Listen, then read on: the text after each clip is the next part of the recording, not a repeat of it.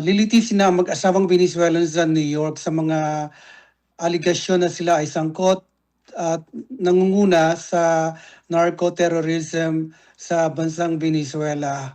Alam naman natin, hindi lingid sa ating kaalaman na ang Venezuela ngayon ay sumasailalim sa malalim na depresyon dahil sa mga nagaganap na krimen associated with narco-terrorism, at iyon ang sinisikaping agapan at tulungan ng United States by President Trump. Good morning. Yes. Sir, your take po digil po dito sa report na nagsabi na si US President Donald Trump will take in charge sa pamumuno po dyan sa may bahagi ng Venezuela ngayong naaresto po yung kanilang leader. I will echo the sentiment of Mexico in stating that there are laws, international laws, na must be complied with sa pagsasagawa ng mga steps na ito. At ang ginawa ni Presidente Trump ay in the interest of justice and maintaining peace and order around the world, sinagawa niya ang raid na ito sa Venezuela, Caracas. Pero sabi ng Mexico, there are steps that must be complied with, and these steps are bounded by international law, and I agree with Mexico on that. So, hindi rin naman natin masisisi si Presidente Trump, although napakaraming batas na dapat ikutin para isagawa ang mga steps na ito. Ang ultimate goal of bringing into US soil ang mag-asawa requires swift and mabilis na hakbang para hindi na maunahan ng iba pang mga military decisions, no? So, I'm at a loss kung ano ba ang tama. Hindi lahat ng legal, alam natin, ay tama at hindi lahat ng tama ay legal. So, I will abide by the courts of the law. Total naman, lilitisin ng mag-asawa sa korte ng United States, and we are famous for having the most fair judicial system in the world.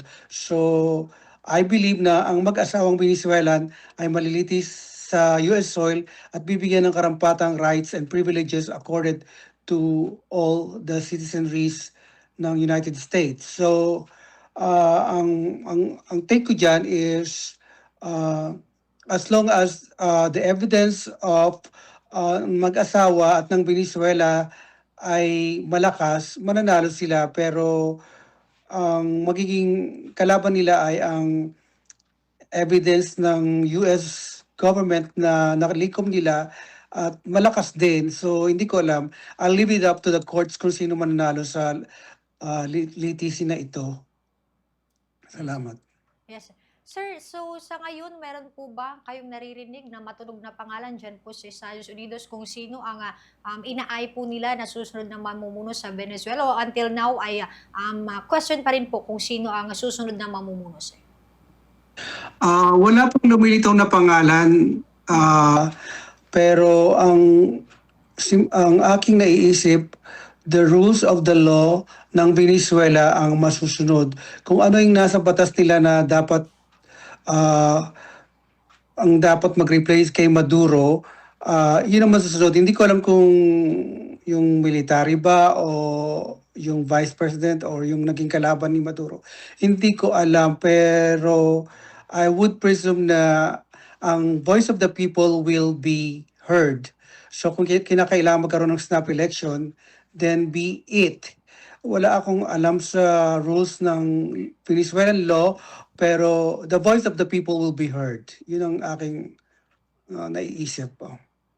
Yes, sir. Sir Bradford, tama ba yung ginawa ng Pangulong Donald Trump na nakialam siya lalo na sa soberanya ng Venezuela at nangimasok dahil sa nangyari din, no, na kasi yung narcotics terrorism talagang worldwide, no, na usapin. So ano po yung masasabi niyo dito sa yung accomplishment ni Donald Trump dito, sir, at nakialam siya sa soberanya ng Venezuela patungkol sa kanilang batas, Sir Bradford? Ang pagkakaalam ko, matagal nang nasa nasa mata ng batas ang Venezuela, hindi lang ngayong taon, hindi lang 2025. Matagal na, parang ibang bansa, Colombia yata, parang ganun. Napakaraming sins of the past ng ginawa ng mga narco countries na yan na naglalabas-pasok pa sa US soil. Napakaraming documented evidence, documented crimes against the US citizens ng mga narco states na yan. So, ang pagkakaalam ko, hindi lang sins of the recent past ang naging basihan, kundi yung napakaraming taon, napakaraming buntun-buntun na ebidensya na nakalap ng US government kaya isinagawa ang raid na yan.